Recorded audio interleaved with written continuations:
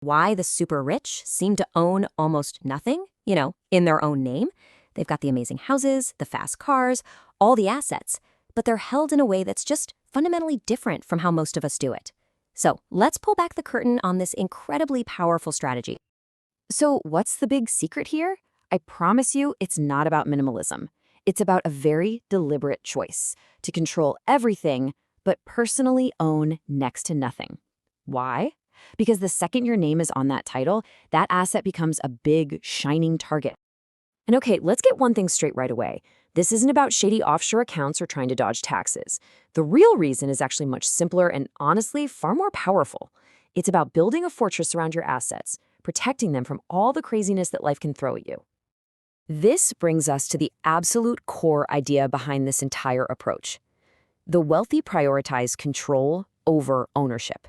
Now, that might sound like just a small difference in words, but trust me, it is a monumental shift in strategy. It changes the entire game.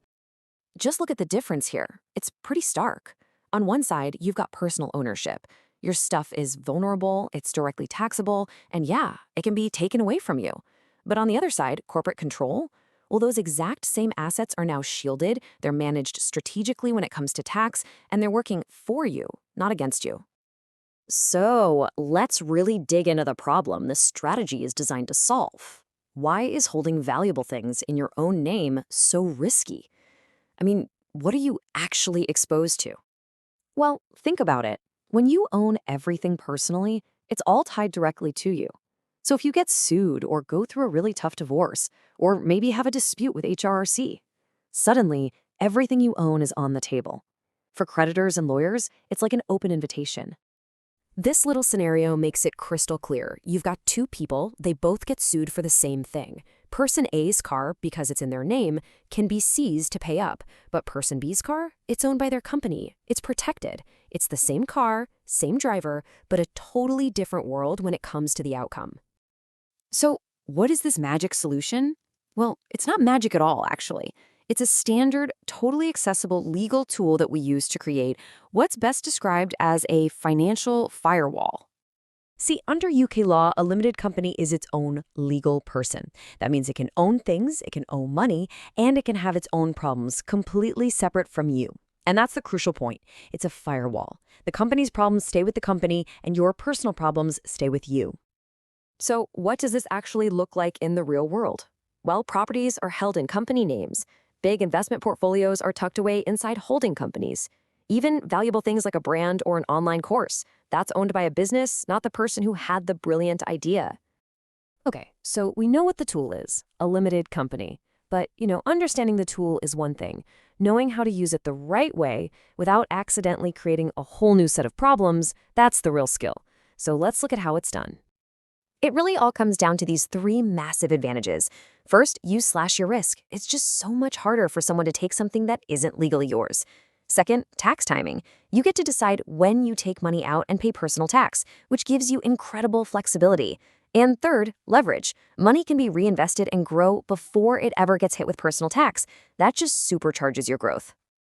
But, and this is a really big but, this financial firewall only works if you follow the rules. You have to treat the company like its own separate thing, with its own bank accounts and its own records.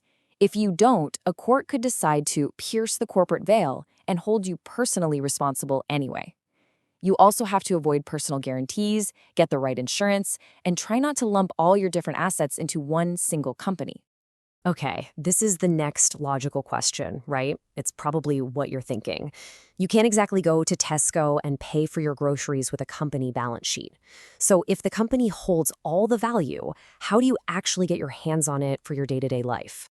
There are basically three main ways. You can take a small salary, just enough to keep your national insurance contributions ticking over for your state pension. Then there are dividends, which are paid out of company profits and are usually way more tax efficient than a big salary. And finally, you have director's loans, which can be a super useful tool for short-term cash needs, as long as you follow the rules to the letter. Now, all of these structures, all these rules, they're important, for sure, but they are all just tools. They're secondary to the most important piece of the puzzle, the thing that makes this whole approach work, a fundamental shift in how you think about money. See, most of us are taught that owning things means you're safe. The wealthy are taught that being exposed is the real risk. We're told to put everything in our name. They're taught to control everything but own very little personally. Most people are stuck trading their time for money. The wealthy build systems, like these companies, that make money for them. There's a powerful quote that just captures this perfectly. The wealthy don't take mistakes personally. They treat them as data. It's not about being immune to failure. It's about creating a system that can withstand it.